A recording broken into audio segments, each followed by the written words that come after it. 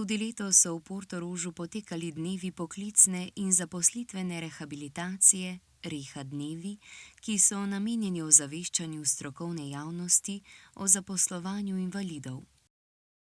V ta namen se vsako leto zberejo strokovnjaki, delodajalci in predstavniki institucij, ki se ukvarjajo z izzivi zaposlovanja invalidov, da si izmenjajo dobre prakse in iščejo nove rešitve.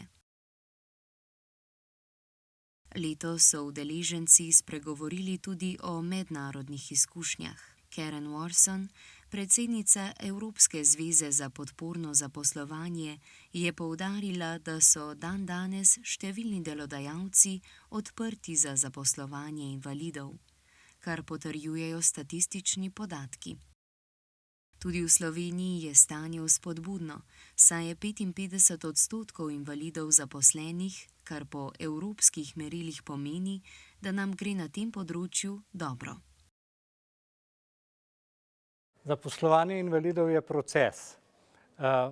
V posameznih letih je ta proces bolj intenziven, več podjetij se odloča za to, da zaposlujejo invalide, največ pa k temu prispeva splošna družbena klima.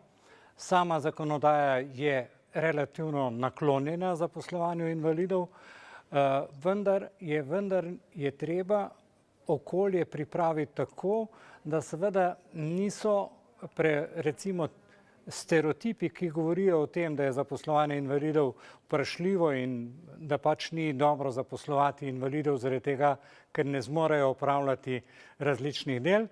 To je seveda zmotno.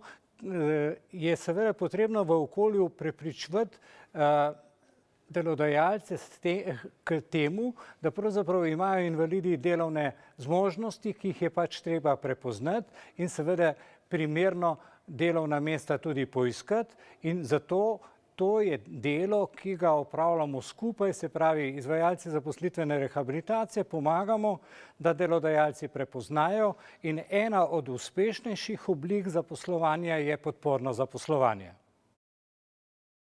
Glavna tema letošnjega srečanja je bila zaposlovanje in delo invalidov ter poklicna in zaposlitvena rehabilitacija.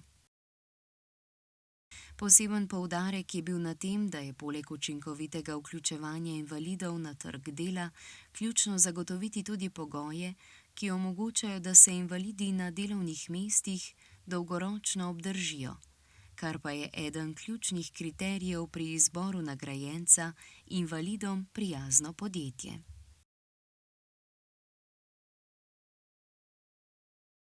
Pri nagrajencih gledamo, da je njihova dobra praksa ne samo izstopajoča v posameznem letu, ampak praktično v daljšem obdobju. Zaradi tega, ker bi naredili zanesljivo slabo tako zaposlovanju invalidov kot seveda dobrim praksam, če bi izpostavljali eno prakso, ki je mogoče posamezno leto bila odlična, potem so pa na to delovno dobro prakso pozabili. Eno od ključnih meril je, da število invalidov ne pada, da se število invalidov ohranja. Drugo, izredno resno in strokovno in visok standard imamo v zvezi s tem, so delovna mesta, ki so primerna za invalide.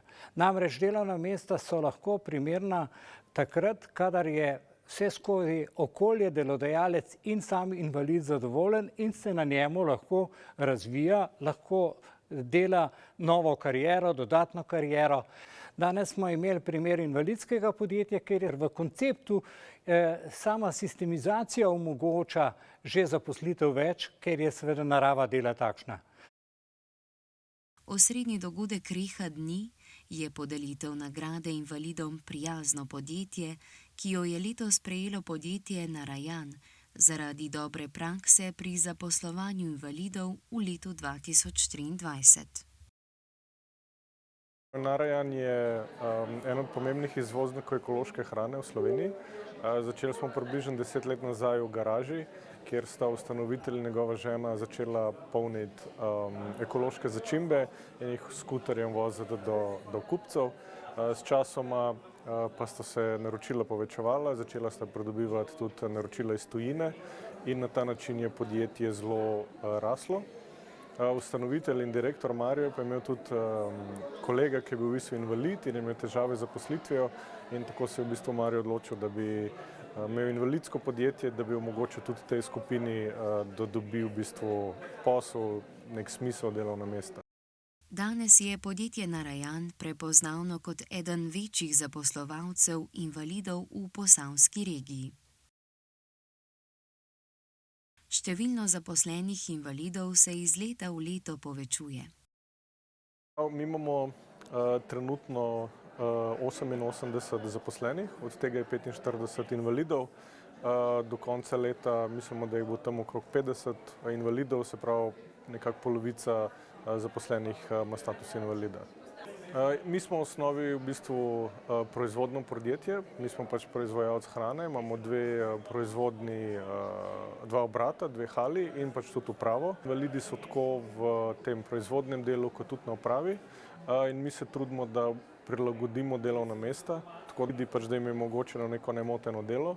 To pomeni, da so prilagojeni stoli, da so prilagojene mize, ki se dajo premikati, potem da imajo invalidi dodatne pavze, da se lahko razgibajo, potem da imajo pač dodatno osebo v kadrovski službi, ki jim da pač neko dodatno pozornost, če rabijo. Skratka, na ta način probamo prilagoditi proces, da se lahko invalidi brez težav vključijo.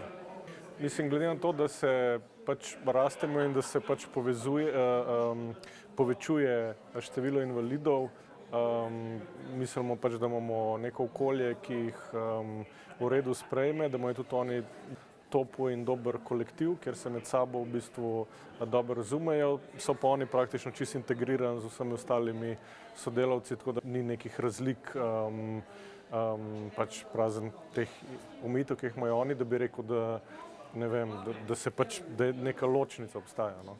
Oni so pač čisto kot običajni zaposleni Narayana.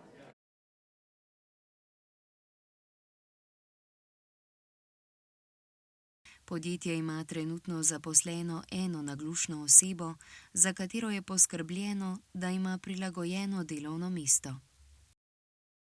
Pač v nekem osnovnem pogovoru se pač vidi, katera dela pač lahko opravljajo, kakšno okolje potrebujejo, in pa se v bistvu se to prilagodi. Mi imamo vsa navodila, vse ključne zadeve so tudi pač pisne, in v bistvu recimo v proizvodnji je delovni proces nastavljen tako, da praktično ga vsak sam pač dela ali pa se dela v paru, tako da v bistvu se ga da delati na način, da pač naglušnost ni omejitev, mi pa seveda tudi poiščemo in tudi včasih kreiramo neko delovno mesto, da v bistvu pol omejitev ni problema, ne. Pač nekdo, ki je naglušen, pač dela nekaj, kar ne zahteva, da pač more komunicirati. Tako je sama proizvodnja glasna, tako da že v vsakem primeru je narejena tako, da tudi ljudje, ki imajo pač normalen sluh, morajo komunicirati tudi pač z rokami pa na različne načine, ker se dejansko pač tudi vsi ostali ne slišimo, ko smo v proizvodnji, ne. Podjetje Narayan sodeluje tudi z zunanjimi strokovnimi organizacijami, kot je Zavod RS za zaposlovanje, ter drugimi regijskimi izvajalci, ki se ukvarjajo z zaposlitveno rehabilitacijo.